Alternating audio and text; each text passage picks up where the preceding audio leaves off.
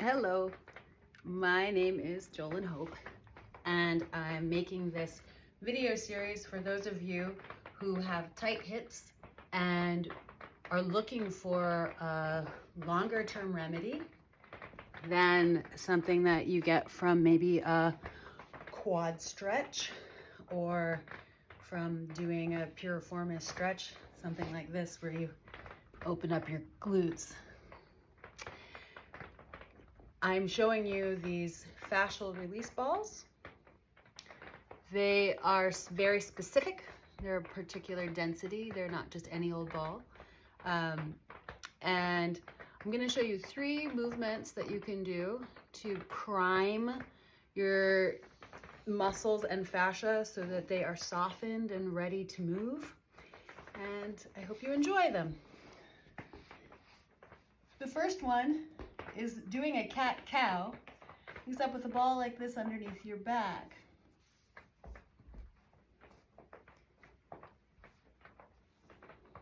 I'm placing the ball a little bit high, not exactly in my waistline, so that I can release my pubic bone down,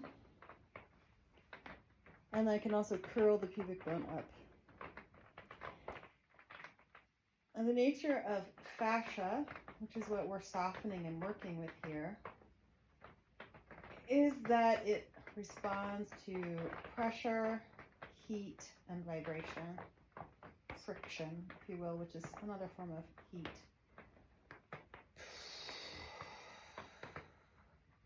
So unlike if you were doing this in a yoga environment where maybe you would lift your buttock off of the ground, we're trying to maintain heaviness on the ball so that as we move, we're massaging the underside of the low back, particularly across the waist and sacrum. From that direction, we'll come to a more neutral pelvis. Widen your feet a little bit, and we're going to shift the pelvis toward the camera, to your right for me, and away to the left. This is a lateral shift. I'll change my position so you can see it this way. Lateral shift. The ball is on this side now. I'm going to cross to the other side, and the ball travels to be underneath this hip. Lateral release of the fascia feels very good to me. For some people, it can be a little tender. Go slowly.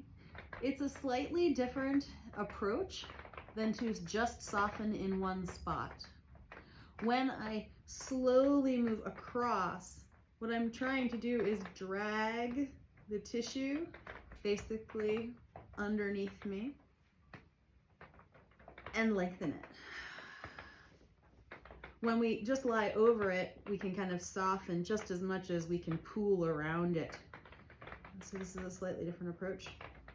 And then the last direction, I've just brought my feet in a little bit, is to rotate the pelvis so that one half goes up towards the ceiling. It's not as dramatic looking as it is feeling.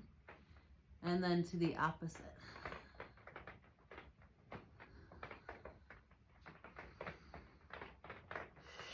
Across my midline, feeling the rise off of the push of this leg and the opening of the front of this side.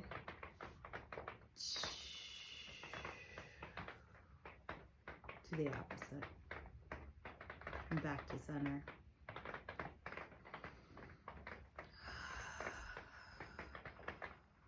And then to finish, it's just a nice finish to take, keeping the ball right under your sacrum. Take one leg into your chest and give it a good squeeze. And switch to the opposite side.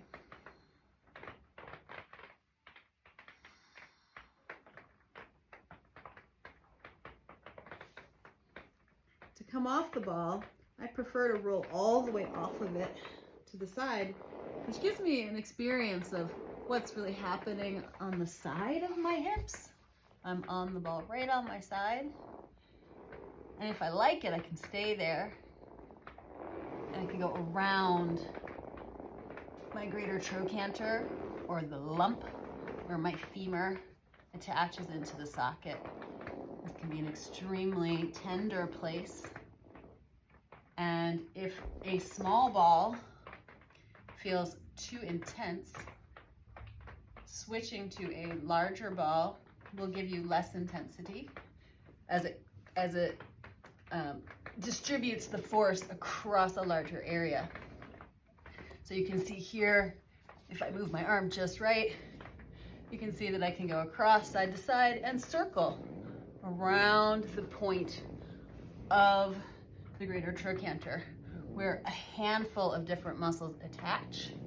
So it's a very key place for softening attachment points.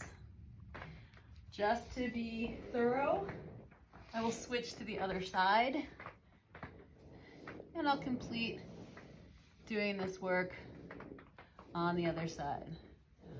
Circling around the sit bone, finding anywhere in particular. Usually it's behind the sit bone. I'm sorry, my language just got confusing. The greater trochanter, behind the greater trochanter, here's the greater trochanter, it's this little bump right here. Behind it is where the whole handful of hip rotators come in and attach, just like a fan. So if you go right behind it,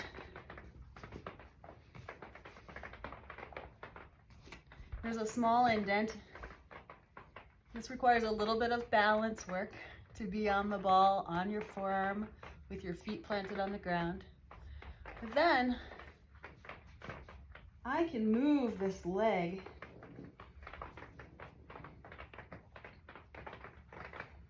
and I'm literally sitting on the fibers. I can feel them gliding between the ball and my body. And so I can create some ability to separate the muscle from the fascia. The muscle is gliding through the fascia.